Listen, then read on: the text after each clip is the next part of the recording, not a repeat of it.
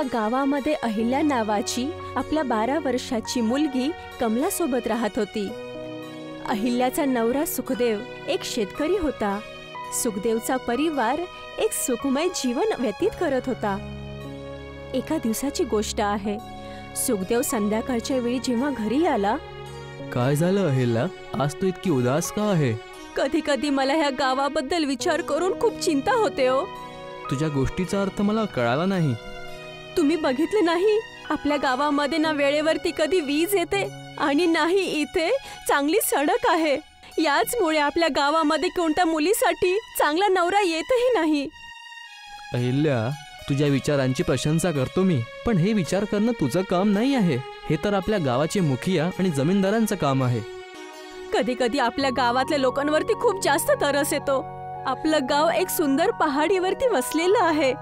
जर आपलं गाव विकसित असतं तर खूप सगळे पर्यटन आपल्या गावामध्ये फिरण्यासाठी येते. माझी अशी इच्छा आहे की आपलं गाव खूप तरक्की करू देत, आपलं गावाचं नाव पूर्ण संसारामध्ये चमकू दे. आता यात माझ्यासारखा अनपढ काय करू शकतो अहिल्या?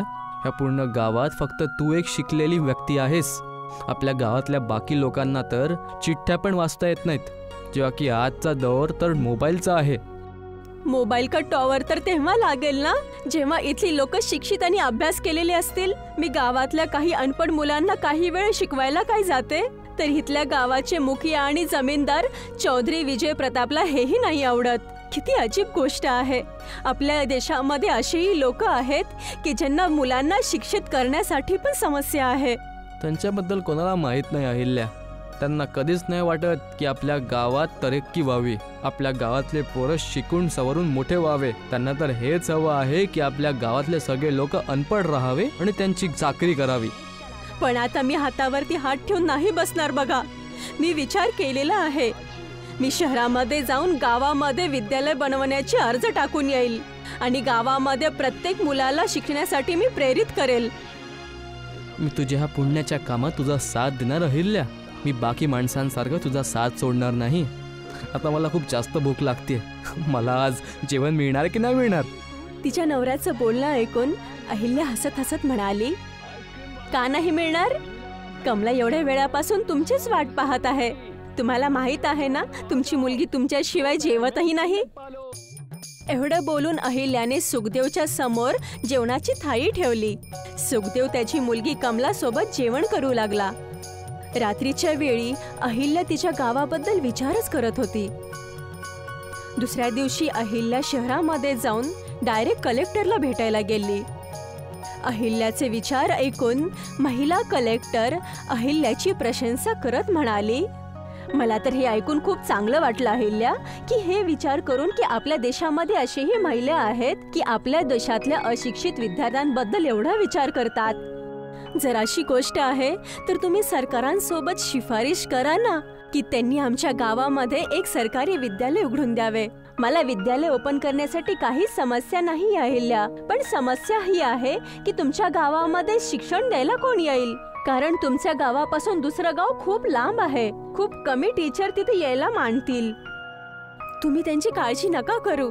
तुम्ही आमच्या गावामध्ये प्रायमरी स्कूलची सुरुवात करा. मी मुलांना शिकवेल, मी त्यांना शिक्षित करेल. काही वेळानंतर जेव्हा ही मुलं शिकून मोठी होतील तर त्यांना बघून दुसऱ्या गावातली मुलंही आमच्या गावामध्ये शिकायला येतील. कमीत कमी आपल्याला सुरुवात तरी करायला हवी ना. एकदम बरोबर बोललीस तू अहिल्या. प्रत्येक मोठ्या कामाची एकदम सुरुवातही करायला पाहिजे. उद्या मी तुझ्या गावी नक्की येईल. अहिल्या तिथून निघून गेली. दुसऱ्या दिवशी कलेक्टर अहिल्याच्या गावामध्ये जमीन पाहायला आली. तिथे सरकारी विद्यालय उघडायचं होतं. आपल्या गावामध्ये कलेक्टरला बघून गावातला व्यक्ती ज्याचं नाव बल्ली होतं एकदम पळत पळत मुखियाकडे जाऊन पोहोचला.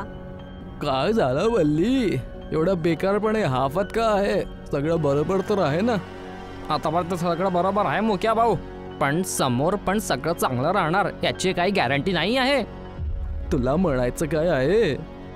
अरे तुम्हाला काय माहित तरी आहे? आपल्या गावामध्ये कलेक्टर आली आहे. उडत्या उडत्या माझ्या कानावर हा समाचार पोहोचला आहे मुखियाची की आपल्या गावातली शिकली सवरली सभ्य महिला अहिल्या काल कलेक्टरकडे गेली होती. ती तर खूप वेळापासनं आपल्या शाळेत एक सरकारी विद्यालय उघडू इच्छिते. बल्लीचं बोलणं ऐकून मुखिया रागात होऊन म्हणाला, मला तर त्या सुखदेवच्या पत्नी अहिल्याचा त्रास आलाय. किती वेळा समजवलंय तिला की जर शिकणं सवारल्याचा एवढा शौक आहे तर आपल्या माणसाला आणि पोरीला घेऊन शहरात चालली जा. पण तिला तर आपल्या गावातल्या अशिक्षित पोरांना शिक्षित करायचं आहे मुखियाजी. हे तर आपल्यासाठी सगळ्यात खतऱ्याची गोष्ट आहे. ते कसं मुखियाजी? मूर्खा, जर गावातले पोरं शिक्षित होऊन जाईल तर तेच मुलं येणाऱ्या काळात बागी होऊन जातील. विसरू नको बल्ली, आपण त्यांच्या आईबाबांना बियांसाठी कर्ज देतो, त्यांना त्यांच्या शेतामध्ये फसल उगवतो आणि तीच फसल आपण कवडीच्या दामेत खरीदून घेतो. आपला व्यापार बंद होऊन जाणार. चल माझ्यासोबत. आपण कुठे? जमीनदार चौधरी विजयच्या घरी. एवढं बोलून मुखिया बल्ली सोबत चौधरी विजय सिंग यांच्या घरी जाऊन पोहोचला. चौधरी विजय सिंग मुखियाला बघून म्हणाला, मी तुझीच वाट बघत होतो मुखियाजी. चल आपण सोबत जाऊन त्या कलेक्टरला मजा चकवू.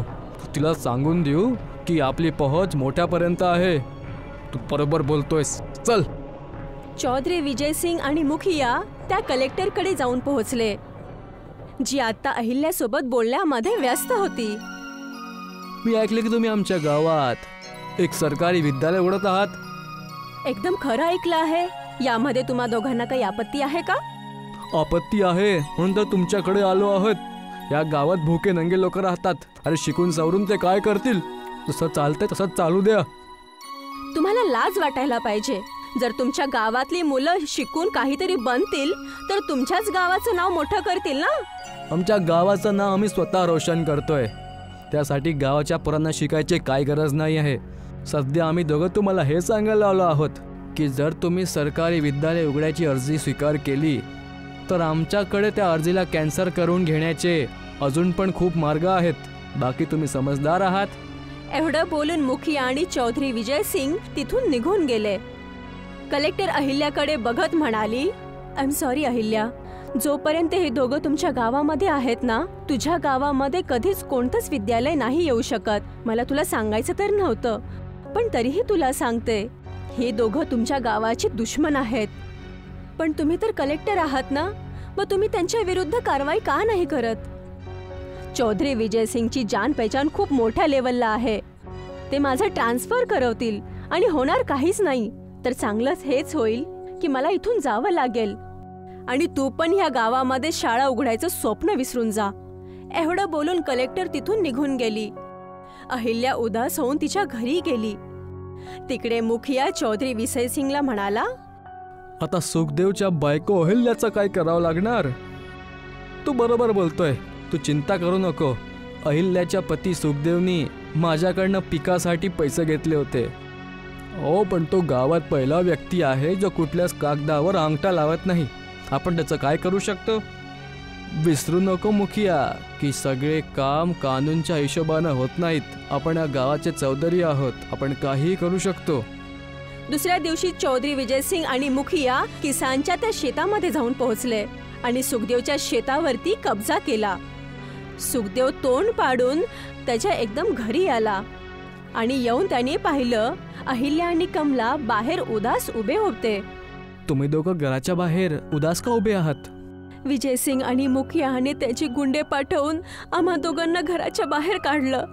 त्याची बायको अहिल्याचं बोलणं ऐकून सुखदेव एकदम परेशान झाला. अहिल्या एकदम रागारागामध्ये एकदमच विजय सिंग चौधरीच्या घरी पोहोचली. तुला काय वाटतंय चौधरी की तुझ्या या धमक्यांनी आणि तुझ्या या क्रूरता स्वभावाने मी एकदम घाबरून जाईल? आता मी ह्या गावामध्ये विद्यालय उघडूनच दाखवेल. मीही बघते की तू माझ्यावरती किती अत्याचार करशील. सध्या तर तू जाऊन आपल्या राहायचा ठिकाणा बघ अहिल्या. तुझं नाव अहिल्या नक्की आहे, पण तू अहिल्याबाई नाही आहेस. अहिल्या रडत रडत तिघून निघून गेली.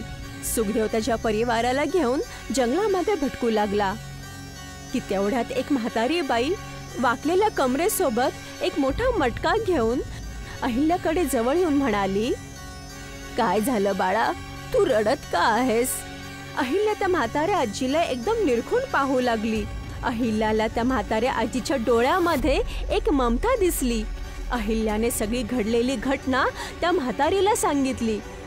या संसारामध्ये जेव्हा कोणता मनुष्य चांगलं काम करत असतो तर त्याचे खूप सगळे दुश्मन बनतात. एवढं बोलून त्या म्हाताऱ्या आजीने तो मोठा मटका अहिल्याकडे दिला. हे काय आहे? मी तुला याबद्दल नक्कीच सगळं सांगेल. या मटक्याला घेऊन तुझ्या गावी निघून जा.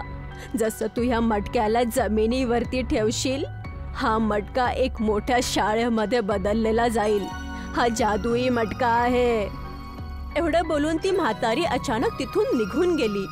सुखदेव त्याच्या बायकोला म्हणाला, कोण होती ती बाई?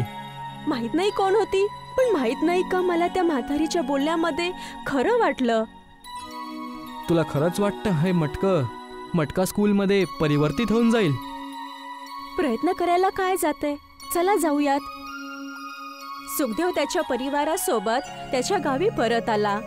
अहिल्याने जसं त्या मटक्याला जमिनीवरती ठेवलं, अचानकपणे तेज धमाका झाला आणि अहिल्याच्या समोर एक खूप मोठा विशाल मटका स्कूल उभं राहिलं. अहिल्या आणि त्याचा परिवार आश्चर्याने मटका स्कूलच्या आतमध्ये गेले. अहिल्याने पाहिलं की त्या मटका स्कूलमध्ये प्रत्येक गोष्टीची सुख सुविधा होती. तिथे जेवण करण्याची आणि राहण्याची ही व्यवस्था आणि खूप सगळे किताबे आणि कम्प्युटर पण होते. ती म्हातारी एकदम बरोबर बोलत होती. आओ, आता तर आपली चिंताच संपून गेली. आता उद्यापासून मी याच गावामध्ये सगळ्या मुलांना मटका स्कूलमध्ये शिकवेल.